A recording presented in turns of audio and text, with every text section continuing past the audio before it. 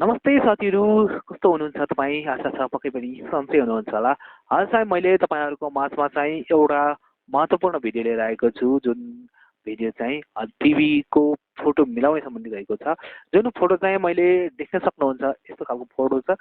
हामीले चाहिँ photo upload गर्यो भने चाहिँ एउटा बेग्लै समस्या देखाउँछ, जहाँ मैले अपलोड गरिदिएँ यो फोटो अपलोड गरेँ भने चाहिँ तपाईँको यस्तो खालको देखाउँछ, यो photo has been rejected for the following reasons भन्छ होइन। जुन फलोइङ रिजन्स नभएको कारणले यस्तो देखाइरहेको छ। जुन फोटो चाहिँ मैले फोटोसपबाट एडिट गरेको थिएँ, तर त्यसले चाहिँ काम गरेको थिएन।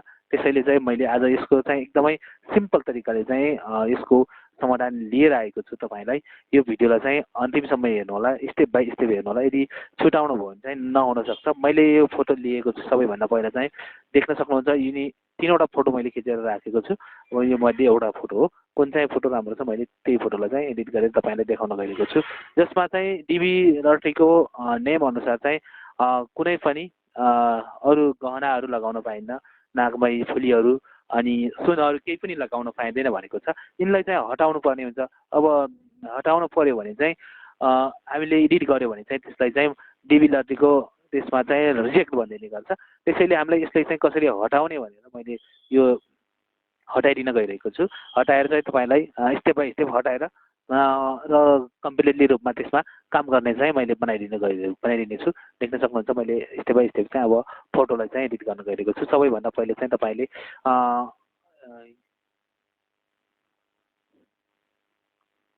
यिनी फेसहरूलाई चाहिँ तपाईँले क्लिन गर्न सक्नुहुन्छ आरामसँग चाहिँ। तपाईँले यसलाई चाहिँ क्लिन गर्नु होला, यो चाहिँ हटाउनु होला। यसरी देख्न सक्नुहुन्छ तपाईँले यसरी क्लिन गरेर चाहिँ तपाईँले हटाउनु होला। र तपाईँले हिलिङ ब्राउज टुलको सहायताले चाहिँ यसरी हटाउन सक्नुहुन्छ आरामले। आराम तपाईँले अल्टा थिच्नु होला र यसरी हटाउँदै जानु होला, सबैलाई हटाउनु होला। अब चाहिँ तपाईँले म्याजिक वान्डर टुल लिएर चाहिँ तपाईँले यसलाई बाहिरपट्टिको ब्याकग्राउन्डलाई चाहिँ सेलेक्ट गर्नु होला। ब्याकग्राउन्ड सिफ्टसँग क्लिक गर्दै चाहिँ तपाईँले यसलाई चाहिँ सेलेक्ट गर्नु होला। पक्कै पनि तपाईँलाई फोटोसप आउँछ भने चाहिँ यसको लागि चाहिँ तपाईँलाई गाह्रो हुँदैन। मैले जस्तो तपाईँलाई देखाउन गइरहेको छु, डिबीको लागि चाहिँ यो एकदमै महत्त्वपूर्ण रहेको छ। यिनी सबै चाहिँ हटाउनु पर्ने भएको छ, त्यसैले गर्दा चाहिँ मैले यसरी हटाउन गइरहेको छु।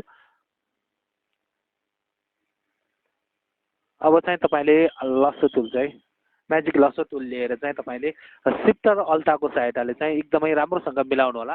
पछाडिको पर्दालाई चाहिँ क्लिन गर्नुपर्ने हुन्छ हामीले, त्यसको लागि चाहिँ एकदमै राम्रोसँग मिलाउनु पर्ने हुन्छ। यसरी चाहिँ तपाईँले मिलाउनु होला। मैले यसरी मिलाउन गइरहेको छु। अलि भिडियो चाहिँ धेरै लामो हुने भएकोले चाहिँ भिडियोलाई फास्ट मोडमा हालिदिएको छु। यसरी चाहिँ तपाईँले मिलाउँदै जानु होला सजिलै जानुभयो। पछाडि चाहिँ ब्याकग्राउन्डलाई चाहिँ क्लिन गर्नुपर्ने हुन्छ हामीले।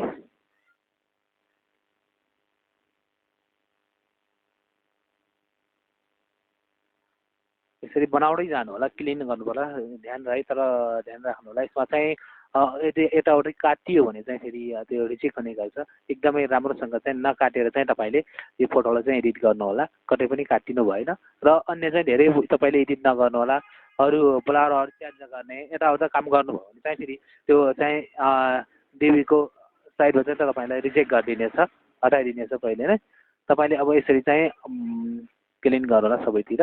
अब क्लिन गरिसकेपछि चाहिँ मैले देख्न सक्नुहुन्छ कन्ट्रोल डी गरेर चाहिँ हामीले यो हटाइसकेका छौँ। कन्ट्रोल डिलिट बटन थिच्नु होला अनि त्यस पछाडि पछाडि ब्याकग्राउन्डलाई चाहिँ हटाउनु होला। अब त्यस पछाडि चाहिँ तपाईँले पुनः हिलिङ ब्रस टुल लिएर चाहिँ यसलाई पनि क्लिक गरेर चाहिँ हटाउनु होला। यसलाई पनि जुन भाग छ सुनको भाग, जुन लगाएको भाग छ तिनीहरू सबैलाई हटाइदिनु होला, क्लिन गरिदिनु होला। केही पनि नलगाएको हुनु पऱ्यो, एकदमै सिम्पल्ली हुनु पऱ्यो। अब तपाईँले कन्ट्रोल काम गरेर चाहिँ लाइटलाई चाहिँ थोरै हल्का बढाउन सक्नुहुन्छ।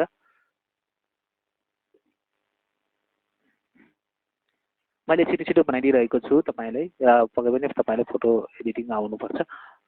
अब तपाईँले यसरी क्लिन गरिसक्नुभयो। अब क्लिन गरिसकेपछि तपाईँले चाहिँ सेभ गर्नु होला। मैले सेभ गर्न गइरहेको छु, सेभ गरेर तपाईँलाई देखाउन गइरहेको छु। अब यो यसरी क्लिन गरेको फोटोलाई मान्छ कि मान्दैन र नमानेपछि चाहिँ तपाईँले के गर्नुपर्छ भन्ने विषयमा चाहिँ मैले बताउन गइरहेको छु। मैले जेपीजी सेलेक्ट गरेँ र डेस्कटपमा चाहिँ मैले सेभ गरेँ फोटोलाई।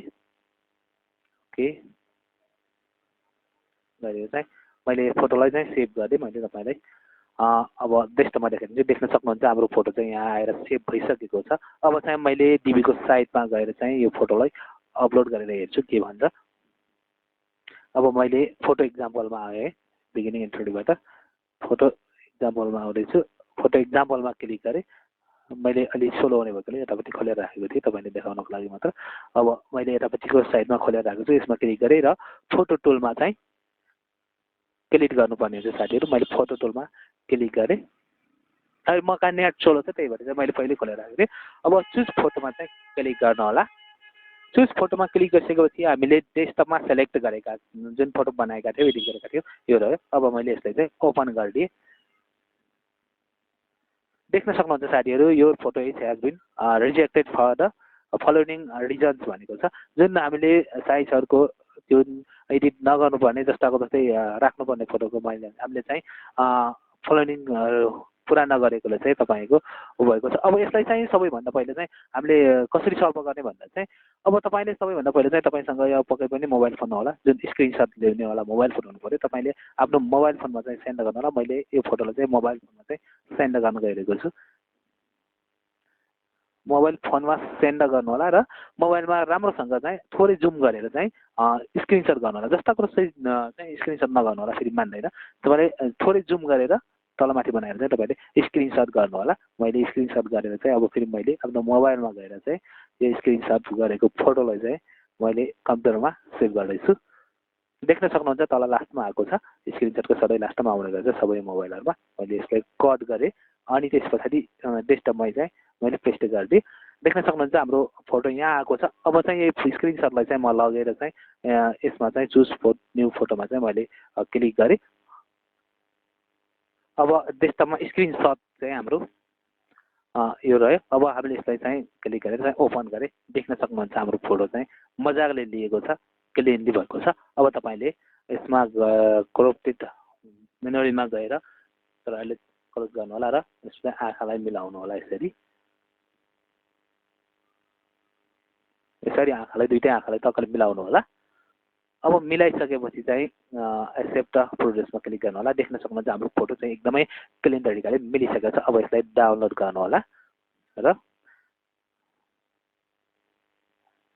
यसरी डाउनलोड गरिसकेपछि चाहिँ बल्ल तपाईँ बिगिनिङ इन्ट्रोमा चाहिँ जानु होला हस् त साथीहरू तपाईँलाई आजको भिडियो चाहिँ कस्तो लाग्यो के चाहिँ जस्तो लाग्यो त्यस्तै सल्लाह सुझाव र प्रतिक्रिया लेखी हाम्रो कमेन्ट बक्समा सोध्नु भने नभन्नु होला साथै हाम्रो च्यानलमा नयाँ हुनुहुन्छ भने हाम्रो च्यानललाई सब्सक्राइब गरी सँगै रहेको बेल आइकन पनि थिच्नु होला ताकि नयाँ आउने भिडियोको सबै जानकारी सबैभन्दा पहिले तपाईँलाई प्राप्त होस् भन्दै म पनि बिदा हुन्छु हस् त नमस्कार धन्यवाद